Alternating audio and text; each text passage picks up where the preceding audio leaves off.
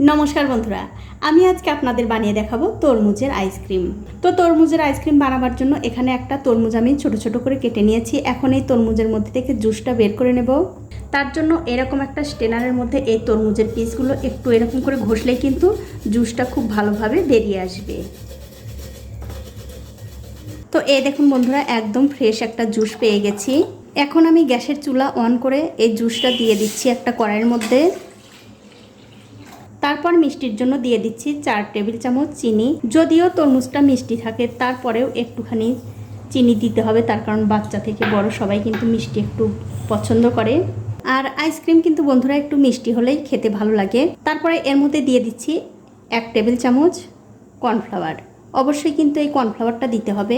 Cornflour না দিলে কিন্তু এই আইসক্রিমটা খেতে ভালো লাগবে না। আর কর্নফ্লাওয়ারটা যখন আপনারা দেবেন, এই তরমুজের জুসটা যেন খুব একটা বেশি গরম না হয়ে যায়, ঠান্ডা অবস্থায় দিতে হবে, তাহলে এই কর্নফ্লাওয়ারটা তরমুজের এই জুসের সঙ্গে ভালো করে মিশে যাবে।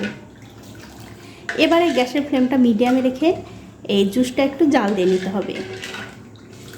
দেখুন, গ্যাসের ফ্লেমটা মিডিয়ামে রেখে এই তরমুজের জুসটা কিন্তু আমি 7-8 মিনিট খুব ভালো করে জাল দিয়ে নিয়েছি।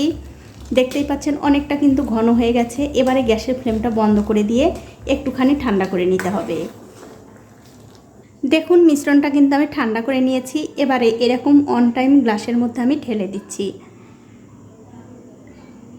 আর আমার এই ছোট্ট চ্যানেলটি যারা সাবস্ক্রাইব করেছেন তাদেরকে অনেক ধন্যবাদ। আর যারা সাবস্ক্রাইব করেননি তাদেরকে সাবস্ক্রাইব করে নেওয়ার অনুরোধ রইল। যে সকল বন্ধুরা আমার এই রেসিপিটা ফেসবুক থেকে দেখছেন, তাদের কাছে আমার একটাই অনুরোধ থাকলো, অবশ্যই এই পেজটিকে ফলো করে দেবেন। তাহলে আমি যখনই নতুন কোনো ভিডিও নিয়ে আসবো, সবার আগেই কিন্তু আপনিই দেখতে পাবেন। আর আপনাদের কাছে আমার একটাই অনুরোধ থাকলো, আমার এই রেসিপিটা দেখার পর যদি আপনাদের ভালো লাগে, তাহলে অবশ্যই একটু বেশি বেশি করে শেয়ার করে দেবেন, যাতে যারা এই রেসিপিগুলো বানাতে না পারে তারাও যেন শিখতে পারে। এখন আমি এরকম ফয়েল পেপার দিয়ে এই কাপগুলো ঢেকে দিচ্ছি। এখন আমি আইসক্রিমের কাঠিগুলো দিয়ে দিচ্ছি। আর আমি কিন্তু এই ফয়েল পেপারগুলো একটুখানি মাঝখানে কেটে নিয়েছি। সবগুলোর মধ্যেই কিন্তু কাঠি দেওয়া হয়ে গেছে। এবারে এর ট্রেটা ধরে ডিপ ফ্রিজে সারা রাত রেখে দেব। তো সারা রাত পর সকালবেলা আমি আইসক্রিমগুলো বের করে নিচ্ছি। আর দেখুন, আইসক্রিমগুলো কিন্তু কত সুন্দরভাবে জমে আছে। এখন আমি ওপর থেকে এই কাগজগুলো খুলে নিচ্ছি। এখন আমি আইসক্রিমগুলো আপনাদের বের করেও দেখাচ্ছি কতটা সুন্দর হয়েছে। আর এরকম করে আইসক্রিম বানিয়ে কিন্তু বন্ধুরা অবশ্যই আপনারা খেতে পারেন।